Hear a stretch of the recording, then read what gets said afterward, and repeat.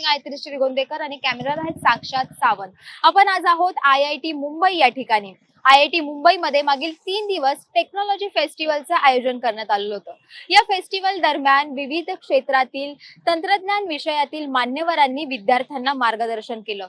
राज्यभरातून तरुण विद्यार्थी आणि संशोधक या ठिकाणी भेट देण्यासाठी आलेले होते.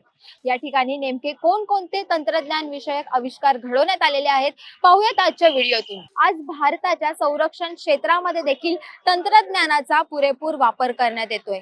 हे तंत्रज्ञान नेमकं कोणतं पाहूयात या व्हिडिओतून.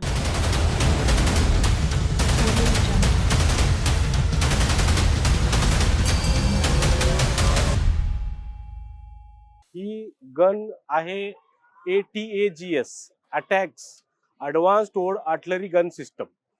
ही गन आपण DRDO आणि भारत फोर्ज लिमिटेड मुंडवा पुणे ही कंपनी आणि DRDO दोन्ही मिळून बनवलेली आहे. ह्या गनचं वैशिष्ट्य असं आहे की ही जगातील सर्वात जास्त मारा करणारी गन आजपर्यंतची आपण बनवलेली आहे. ह्या गनचं नाव तर सांगितलंच आहे तुम्हाला. ह्या गनचं वैशिष्ट्य असं आहे की ही ॲडव्हान्स टोड गन सिस्टम आहे. ही आपण कोणत्याही क्षेत्रात हाय अल्टिट्यूड मैदानी इलाका किंवा कुठंही घेऊन जाऊ शकतो. हिला आपण स्वतः चालवून घेऊन जाऊ शकतो, स्वतः सुद्धा ही चालत जाऊ शकते. हिला आपण टो करून पण घेऊन जाऊ शकतो आणि हिला टो करण्यासाठी पाठीमागं एक टोईंग हुक आहे आणि दुसरं म्हणजे हिला आपण समोरून सुद्धा टो करू शकतो. ह्याच्यावरती कमीत कमी 7 जे क्रू मेंबर आहेत ते काम करतात आणि 7 जणांची वेगवेगळी कामं आहेत. पूर्णतः भारतीय बनावटीची तोफ आहे आणि भारत फोर्ज लिमिटेड आणि DRDO दोघांनी मिळून बनवलेली आहे. अटॅक्स गन प्रमाणेच ही पण एक आर्टिलरी गन आहे. ही गन जी आहे ती ॲक्च्युली 155 mm 39 कॅलिबर जे गनचं एक बेसिक पॅरामीटर असतं आणि गनचं जे बॅरल लेंथ असते आणि त्याची जी क्षमता असते त्याच्याप्रमाणे आपलं कॅलिबर ठरतं. तर ह्या गनचं वैशिष्ट्य असं आहे की कोणत्याही रिमोट लोकेशन एरियामध्ये तुम्हाला जशी गाडी अटॅक जशी तुम्हाला टो करून न्यावी लागते, पण ह्या गनचं वैशिष्ट्य असं आहे की तुम्हाला ही गन बाय रोड किंवा एनी रिमोट लोकेशनलाही कोणत्याही ट्रान्सपोर्टेशनसाठी सगळ्यात सोपी गन असणारी गन आहे. आणि याचं जे वेट जे आहे 28 टन आहे. हां, तर कमी वजनामध्ये असल्यामुळे ह्याचं जे पण काय ट्रान्सपोर्टेशन ह्याची जी ॲक्टिव्हिटीज आहे ती खूप फिजिबल आहे. ह्या गनमध्ये जवळजवळ मागची जी सिस्टीम आहे टोटली इलेक्ट्रोहायड्रोलिक सिस्टीम आहे. ह्याच्यामध्ये ऑटोमॅटिक पण आहे आणि मॅन्युअली पण आहे. इन केस ऑटोमॅटिक जर काही इश्यू आला तर मॅन्युअली गन आपण लोड करून फायरिंग करू शकतो. आणि ह्या गनची आत्तापर्यंतची अचीव केलेली रेंज आहे ती जवळजवळ 28 किलोमीटर्सची रेंज याने अचीव केलेली आहे. हम जो है VRD अहमदनगर से आए हुए हैं. हमारा जो है DRDO का लैब है. तो ये हम जो है यहाँ पे 7 डिफरेंट प्रोडक्ट जो है VRD ने जो रियलाइज़ किया हुआ है, डेवलप किया हुआ है, वो हम यहाँ पे डिस्प्ले कर रहे हैं ये टेकफेस्ट में, इंटरनेशनल एग्जीबिशन में. तो ये जो पहला प्रोडक्ट जो आप देख पा रहे हैं तो ये इसका नाम है वैप 8x8. तो ये है व्हील्ड आर्मर प्लेटफॉर्म 8x8. ये गाड़ी जो है ये ICV रोल के लिए डिज़ाइन किया गया है. तो ये जो है ये ज़मीन पे भी चल सकती है और पानी में भी तैर सकती है. ये गाड़ी जो है ट्रूप्स को जो है एक जगह से दूसरी जगह पे जो है सेफली ले जाने के लिए है. ये दूसरा जो गाड़ी है ये उसी का वेरिएंट है, CBRN वेरिएंट है. अगर कोई जहरीला गैस है, वायरस, बैक्टीरिया है या कोई रेडिएशन है, अगर इसको आपको कहीं पे पहचानना है अगर कहीं पे, तो ये गाड़ी वहाँ पे जाके सर्वे करेगी. तो ये रैकी के लिए गाड़ी डेवलप किया गया है. तो इसका नाम है ये CBRN रेकनेंस व्हीकल और ये व्हील्ड प्लेटफॉर्म में है.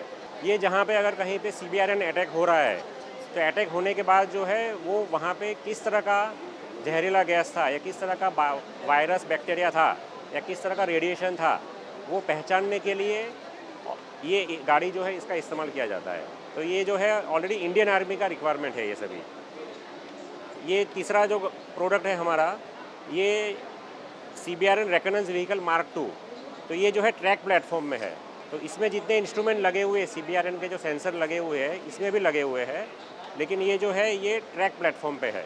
तो इसकी जो है मोबिलिटी जो है क्रॉस कंट्री मोबिलिटी अच्छी रहती है. डेजर्ट और उसमें जो है वो एरिया में ये गाड़ी यूज़ करती है. ये जो चौथा जो प्रोडक्ट है ये 70 टन टैंक ट्रांसपोर्टर है. तो इसमें जो है मेन बैटल टैंक जो है तो ये हम एक जगह से दूसरी जगह पे ले जाने के लिए ये यूज़ होता है. ये एज ए कैरियर यूज़ करते हैं ये.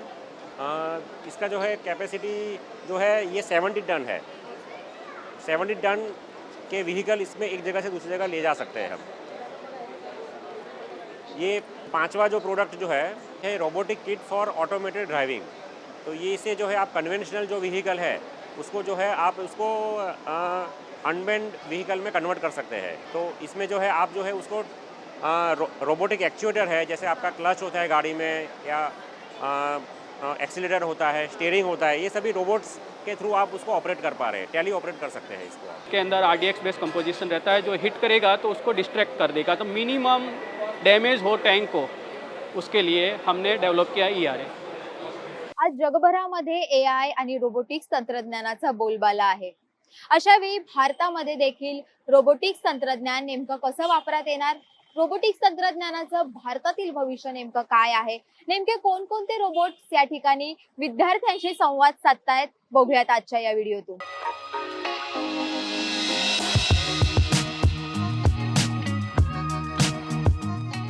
Vision of my company is to encourage children for a completely hands-on learning experience, because robotics is a combination of all subjects. Now, if you have to make a robot like this, what should you know?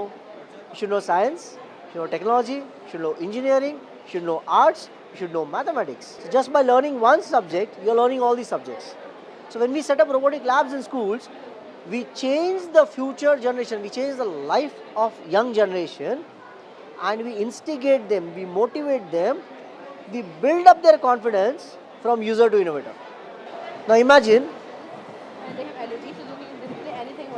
if you make something like this with your own hands, wouldn't you feel proud about yourself? Hey, I made it. I invented it. I made it. So what we teach children is, whatever you can dream of, whatever you can think of, whatever you can imagine, you can build it. You can make with your own hands.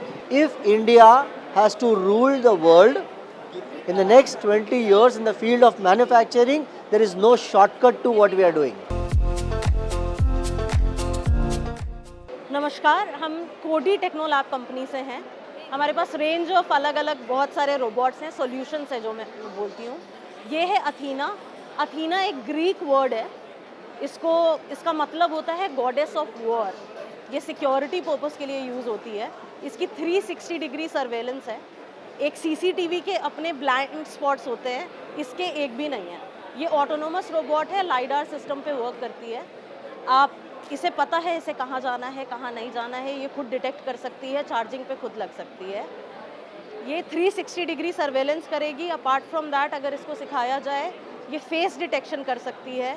अगर कोई अनजान इंसान अगर आपके premise में आ जाता है, ये तुरंत अलर्ट कर सकती है।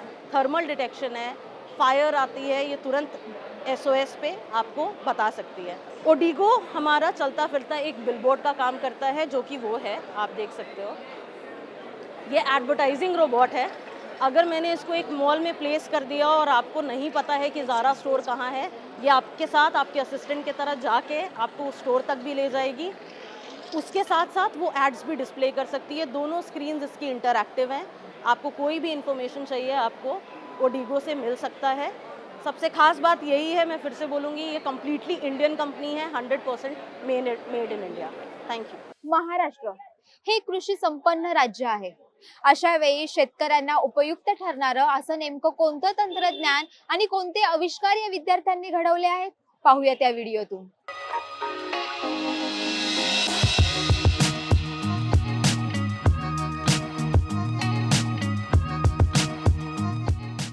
हे जे सेंटर आहे, हे centre for technology alternative for rural areas, म्हणजे ग्रामीण भागातल्या वेगवेगळ्या विषयांवर हे सेंटर काम करतं. हे IIT बॉम्बेमध्येच हे सेंटर आहे. तर आत्ता या ठिकाणी आपण 2 स्टॉल लावलेत. एक आहे रूटॅग, जे रूरल टेक्नॉलॉजी ॲक्शन ग्रुप म्हणलं जातं त्याला, आणि एक आहे प्रयोग, जे IIT सितारामधलीच एक प्रोफेसरांचं इनिशिएटिव्ह आहे.